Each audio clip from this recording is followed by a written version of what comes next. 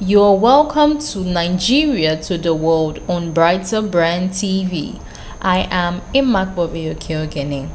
Today, let's talk about the Benin people of Edo State.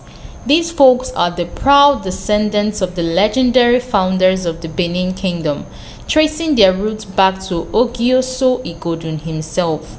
They live mainly in Edo State, Nigeria.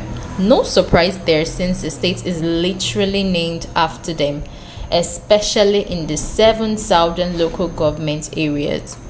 Now here's the fun part.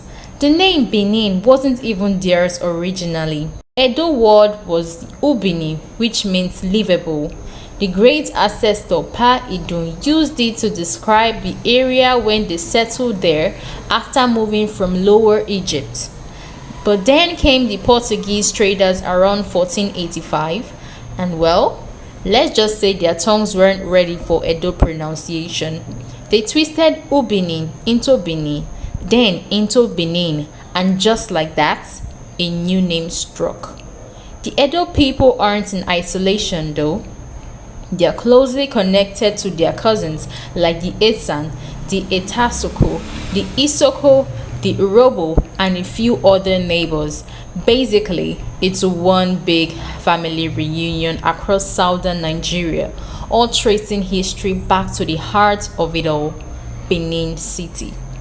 Now, about their monarchy, it's royalty with serious rituals. The king, also known as the Oba, always passed the crown to the eldest son, but only after he buried his father properly and completed elaborate rites. Skip the rituals?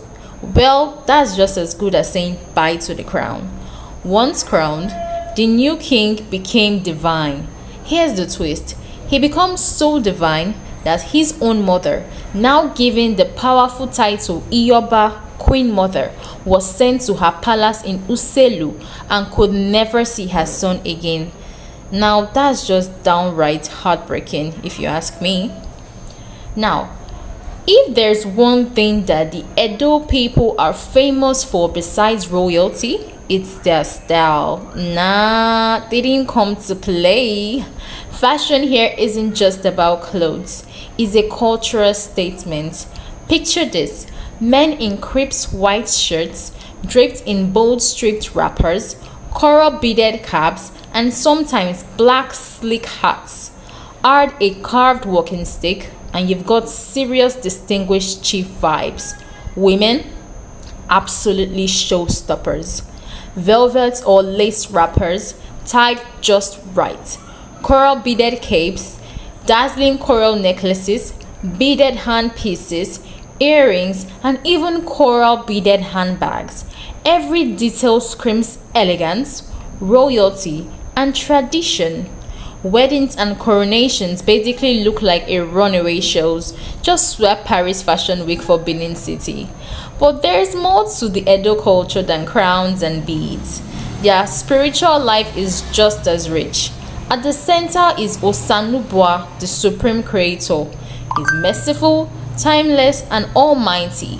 His children each rule their own domains. Olokun controls the water and wealth. Ogun looks after metal workers, and so on. Offerings and shrines are their way of staying connected with the divine. The Edo traditional food usually involves soup and swallow. While the swallows are common amongst most ethnic groups in Nigeria, the soups are unique to different ethnic groups. For the Edo, we have Bini Owo soup, groundnut soup, Omi Ukboka, that is corn soup, black soup, and ogbono. And let's not forget the art. Edo art is legendary. Oh, the art. Edo craftsmanship is world renowned. The Benin bronze, those stunning plaques, masks, and sculptures tell stories of kings, gods, and history.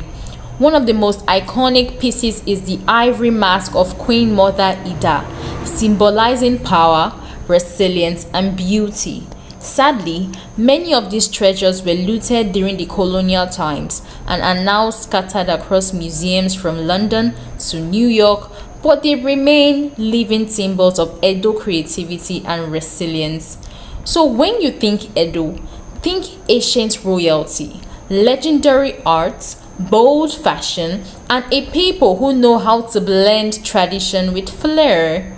Their story isn't just Nigerian history, it's world history, told in coral beads, bronze, and centuries of legacy. That's all for today on Nigeria to the World. Join us again next week as we talk more about Nigeria and its people. Don't forget to subscribe, like, and share this video.